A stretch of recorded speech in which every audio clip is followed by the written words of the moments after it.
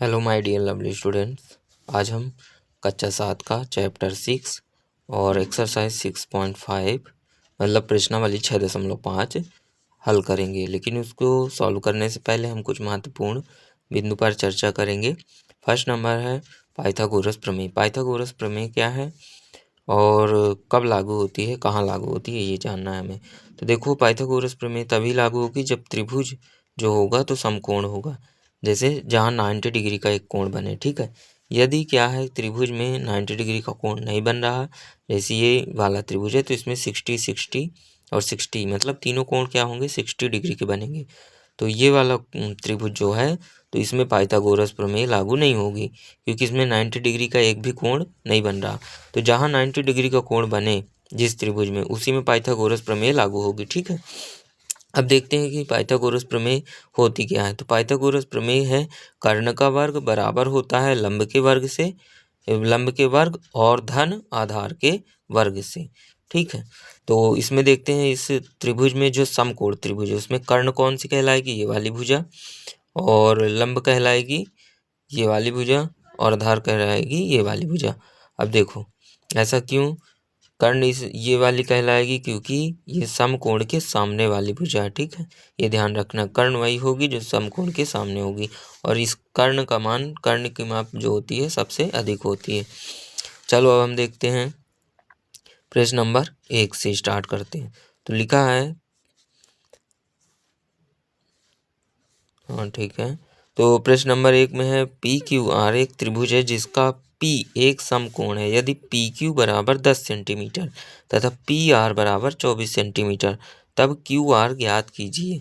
देखो इसमें क्या लिखा है, पी क्यू आर एक त्रिभुज है, तो हमने पी क्यू आर बनाया, ठीक है। अब इसमें लिखा है कि पी क्यू, पी एक समकोण है, तो पहले हम पी में समकोण बनाएंगे, ठीक है। तो पी हमने इधर ही क्यों रखा, क्योंकि इसमें लिखा है कि पी समकोण है, तो समकोण पी है, तो पी जहाँ समकोण बन रहा है उस बिंदु पर हम पी रख दिए, ठीक है।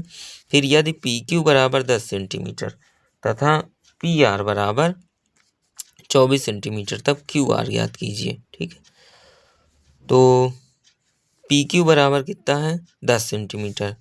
पी क्यू हमने लिया 10 सेंटीमीटर और पी आर हमने लिया कितना, 24 सेंटीमीटर। अब क्या ज्ञात करना है, क्यू आर ज्ञात करना है हमें। तो क्यू आर ये वाली भुजा होगी, तो ये वाली भुजा का मान ज्ञात करना है हमें। तो दिया है, लिखेंगे, दिया है पी क्यू बराबर 10 सेंटीमीटर, पी आर बराबर 24 सेंटीमीटर। और तो पाइथागोरस प्रमेय क्या कहती है, कर्ण का वर्ग बराबर लंब का वर्ग और आधार का वर्ग। अब देखो हमने इधर 24 सेंटीमीटर इसको लिया है, 10 सेंटीमीटर इसको लिया, हम ऐसे बदल भी सकते थे इसको, लेकिन इस ये चित्र में हमने इसको छोटा बनाया है इस भुजा को, इसीलिए हमने इसको 10 सेंटीमीटर लिया, ठीक है। अब देखो इधर, इधर हमने इस वाली भुजा को कर्ण लिया है, क्यों, क्यों देखो पी तो यहाँ फिक्स हो गया है, उसने बता दिया, हिंट दे दिया। अब पी क्यू बराबर 10 सेंटीमीटर है, तो और पी आर बराबर, मतलब दोनों ही रेखाएं पी से होकर गुजरती हैं, तो पी से होकर ये वाली रेखा गुजरती है और ये वाली, तो दो में दोनों को रखना पड़ेगा, इन दोनों को। तो बड़ी वाली को हमने 24 दे दिया और छोटी वाली को 10 दे दिया, ठीक है। तो पाइथागोरस प्रमेय से क्या होगा, क्यू आर का square is equal to p q का स्क्वायर प्लस पी आर का स्क्वायर।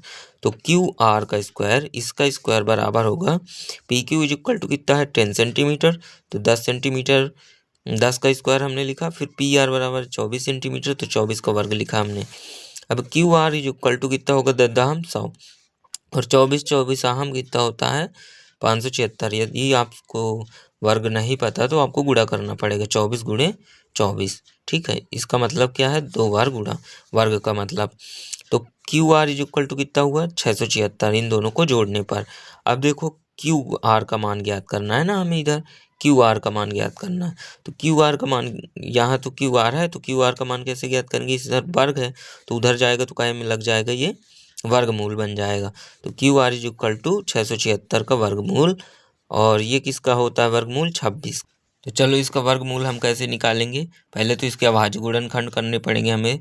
तो 676 के हमने अभाज्य गुणनखंड करना, तो 2 का भाग दिया हमने तो 338 आया, फिर 2 का भाग दिया तो 169 आया। अब 169 सिर्फ 13 का वर्ग होता है, तो 13 और 13, 2 बार कटा, ठीक है। 13 13 169 और 13 13 से ही कटेगा, तो 1 आ गया। अब देखो q r is equal to कितना होगा, √676 बराबर। अब हम इसके सभी गुणनखंडों को क्या करते हैं, अंडर रूट के अंदर लिखते हैं, ठीक है। तो 2 गुणे ये 2 गुणे 2 गुणे 13 गुणे 13, 2 गुणे 2 गुणे 13 गुणे 13 लिख दिया हमने। Q r is equal to कितना होगा, 2 गुणे 13। ऐसा क्यों, देखो 2 2 के हमें जोड़े बनाना, वर्गमूल है, यदि इधर कुछ नहीं लिखा है तो 2 का जोड़े बनेंगे, यदि यहाँ 3 है तो क्यूब होगा तो 3 का जोड़े बनेंगे, पर यदि कुछ नहीं लिखा तो 2 लिखा है, ठीक है, मतलब ये वर्गमूल है।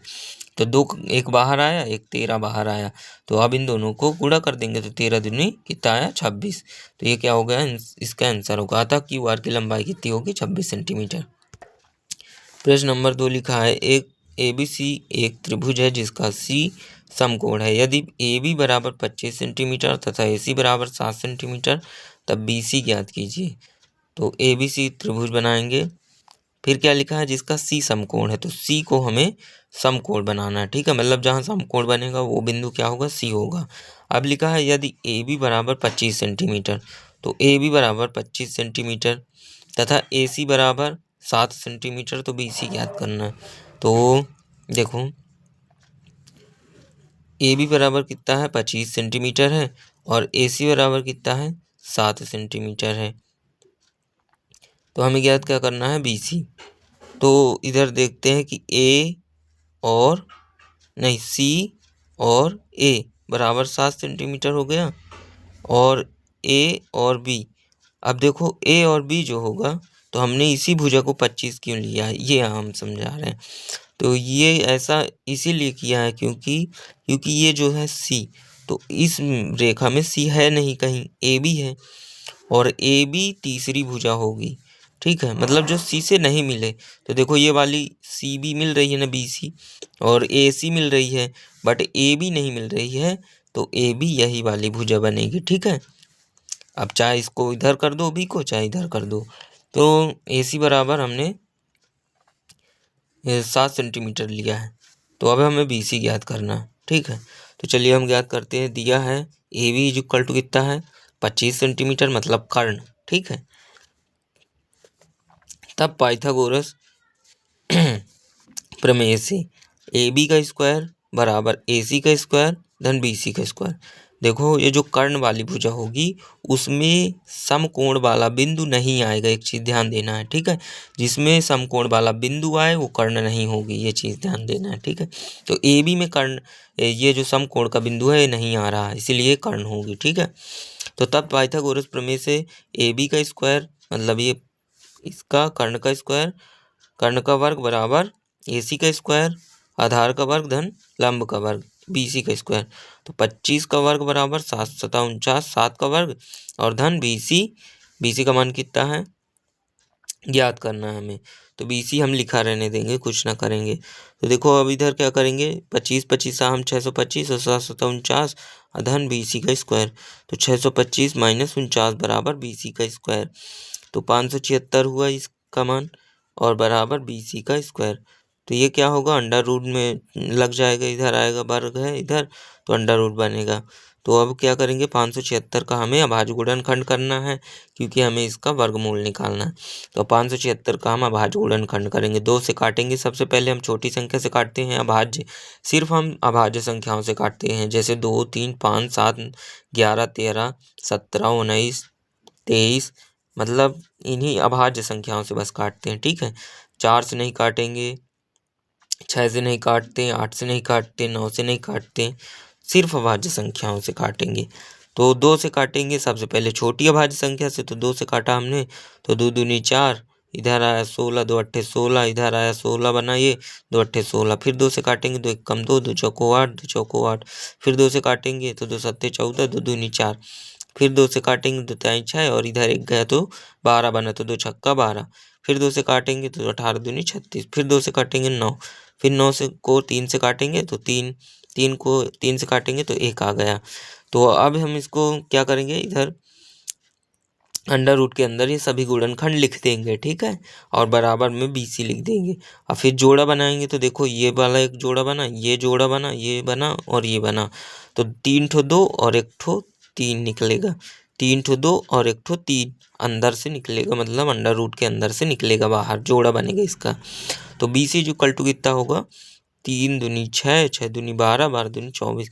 तो BC बराबर 24 सेंटीमीटर, ये आंसर आ जाएगा आपका। ठीक है, BC इज इक्वल टू कितना आया, 24 सेंटीमीटर। ये आंसर हो गया आपका काहे का, प्रश्न नंबर 2 का। आगे लिखा हुआ है दीवार के सहारे उसके पैर नहीं दीवार के सहारे उसके पैर कुछ दूरी पर टिकाकर 15 मीटर लंबी एक सीढ़ी भूमि से 12 मीटर ऊंचाई पर स्थित खिड़की तक पहुंचती है। दीवार से सीढ़ी के पैर तक की दूरी बताओ।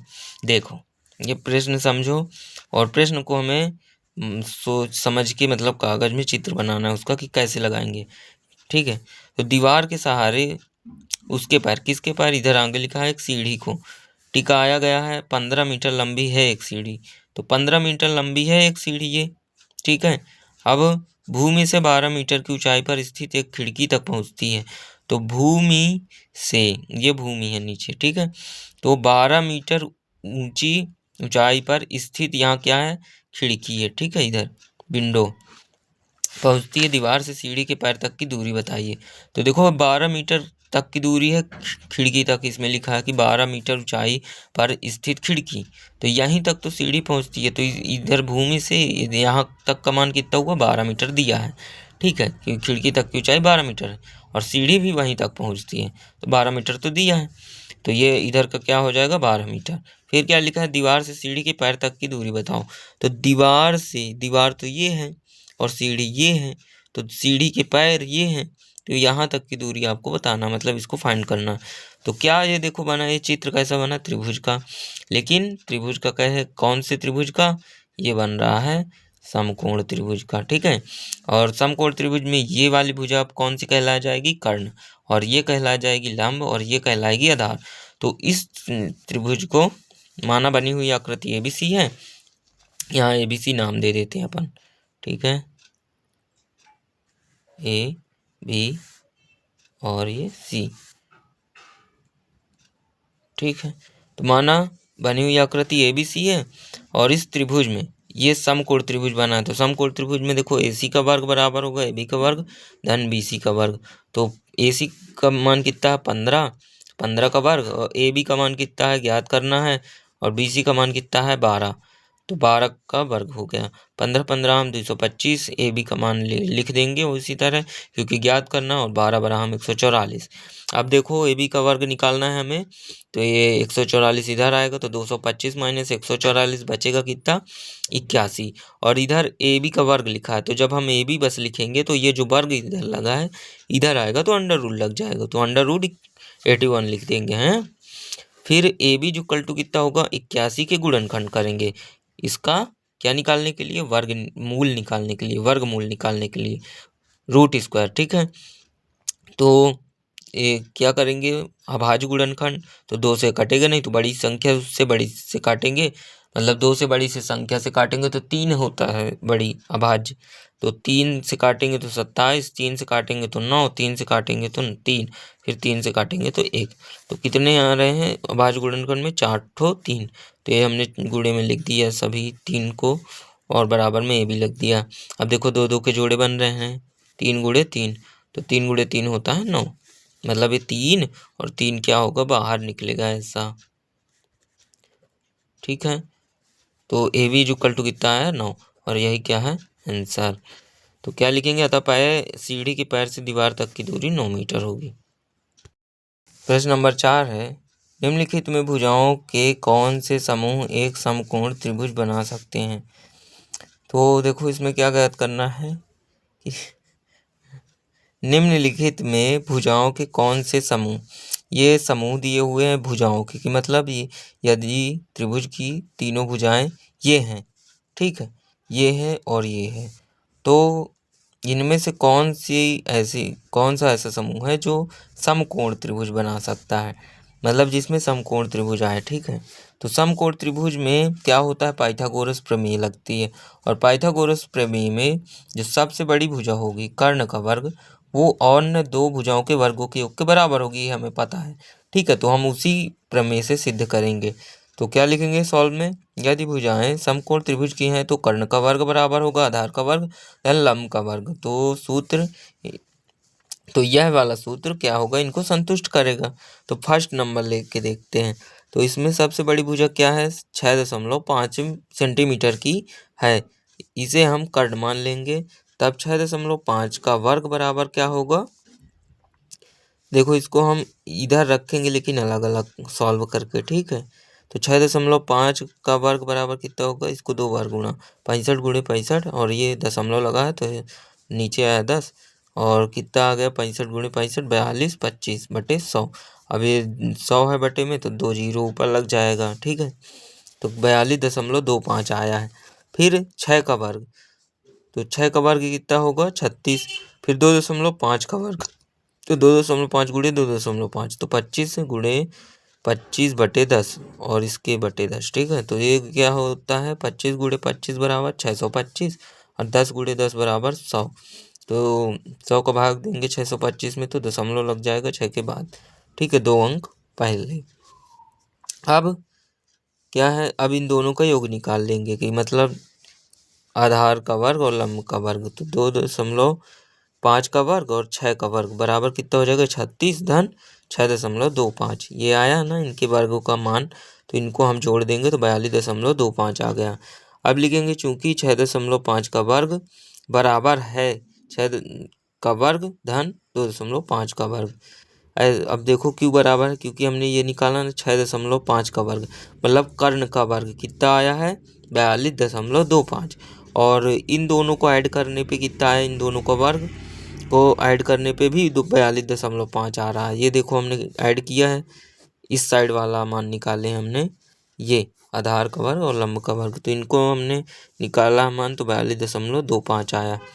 तो इसका मान भी उतना ही आ रहा है। तो मतलब ये प्रमेय, पाइथागोरस प्रमेय में ये तीनों भुजाएं लागू होती हैं, ठीक है, मान सही आ रहा है। तो जब समकोण होगा तभी ना ऐसा आ रहा है कि दोनों साइड बराबर है, कर्ण का वर्ग बराबर है किसके, आधार के वर्ग के, और प्लस लंब के वर्ग के, तो ये समकोण त्रिभुज होगा। तो लास्ट में लिख देंगे अतः दी गई भुजाएं समकोण की हैं। तो बस हो गया, इसमें यही वाला बस होगा आंसर। नेक्स्ट क्वेश्चन है, एक पेड़ भूमि से 5 मीटर की ऊंचाई पर टूट जाता है और उसका ऊपरी सिरा भूमि को उसके आधार से 12 मीटर की दूरी पर है, पेड़ की पूरी ऊंचाई ज्ञात करना है। देखो क्या कर रहा है, एक पेड़ भूमि से 5 मीटर की ऊंचाई पर टूट जाता है। हमने एक पेड़ लगाया, ठीक है, ये पेड़ है, अभी हम नाम वाम नहीं दे रहे हैं, कौन सा है ए कौन सा बी, हमने एक पेड़ खड़ा किया लगाया, ठीक है। अब ये टूट जाता है और उसका ऊपरी सिरा भूमि को इसके आधार से, इसके आधार मतलब पेड़ का आधार यहाँ होगा, ठीक है, इसके आधार से, और क्या कह रहा है कि ऊपरी सिरा भूमि को उसके आधार से, और ये जो है देखो मान लो पेड़ इतना है, ठीक है, यहाँ तक है पेड़, और ये टूटता है जब तो ऐसे होगा, मुड़ जाएगा, ऐसे नीचे आके भूमि पर गिरेगा, तो इधर ऐसे हो जाएगा पेड़, ठीक है। तो इसीलिए हमने इसको डैश डैश डैश कर दिया है कि अब ये टूट के भूमि पर गिर गया है। तो ऐसे खड़ा हुआ पेड़, तो यहाँ से यहाँ तक, और ये क्या कह रहा है कि आधार से, पेड़ के आधार से पेड़ का ऊपरी सिरा जो है कितने मीटर की दूरी पर है, 12 मीटर की दूरी पर है। तो पेड़ की पूरी ऊंचाई ज्ञात करना, तो पेड़ की पूरी ऊंचाई कहाँ से कहाँ तक होगी, देखो यहाँ से यहाँ तक होगी, क्योंकि अब यह पेड़ यहाँ से टूट गया है और यहाँ आके नीचे ऐसे रख गया है, सॉरी तो यहाँ पेड़ कितना बड़ा होगा, मतलब टोटल ऊंचाई कितनी होगी पेड़ की, यहाँ से ये भी तो पेड़ का सिरा है, ठीक है, और ये भी पेड़ है, तो ये पूरी दूरी क्या होगी, पेड़ की कुल ऊंचाई होगी, ठीक है। मतलब अब हम इसको नाम दे देते हैं ABC, क्योंकि चित्र कैसा बन गया, त्रिभुज के, और कैसे त्रिभुज का चित्र बना है, समकोण त्रिभुज का, तो ABC हमने नाम दे दिया, ठीक है।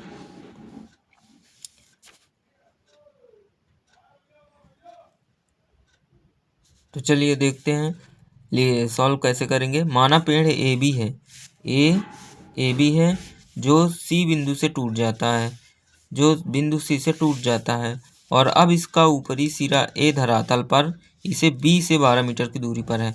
अब इसका सिरा ऊपरी सिरा, अब इसका ऊपरी सिरा यहाँ है, यहाँ से टूट के ऐसे हो गया, तो इसका ऊपरी सिरा ए धरातल पर मतलब भूमि पर इसे आधार से, इसके आधार से, इसका आधार क्या है बी, मतलब ये खड़ा है पेड़ जो, तो इसका निचला सिरा आधार जिसे बोलते हैं बी है।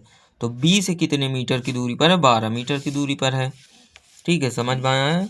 तो यहाँ कौन सा कोण बनेगा? समकोण। तो लिखेंगे यहाँ समकोण त्रिभुज बना, ABC बना। और इसमें क्या होगा? AC का वर्ग बराबर होगा, क्योंकि ये समकोण है तो AC का वर्ग बराबर होगा AB का वर्ग प्लस BC का वर्ग। तो ये वाली भुजा का वर्ग बराबर ये वाली भुजा का वर्ग प्लस ये वाली भुजा का वर्ग। तो AC का वर्ग क्या ज्ञात करना है हमें? पूरे टोटल पेड़ की ऊंचाई ज्ञात करना है ना। तो अभी इसका मान बस ज्ञात नहीं है, तो इसका मान हम ज्ञात करेंगे। और तो यहाँ से यहाँ तक की दूरी तो ज्ञात हो जाएगी पेड़ का, जहाँ से टूटा है और जहाँ रखा है, तो यहाँ तक की दूरी ज्ञात हो जाएगी। लेकिन कुल दूरी पेड़ की कितनी होगी इसको भी मिलाना पड़ेगा, मतलब 5 मीटर और जोड़ देंगे। तो चलो हम पहले AC ज्ञात करते हैं, जहाँ से टूटा है पेड़ और नीचे रखा है वहाँ तक की दूरी पहले हम ज्ञात करते हैं। तो AC इक्वल टू कितना हो जाएगा?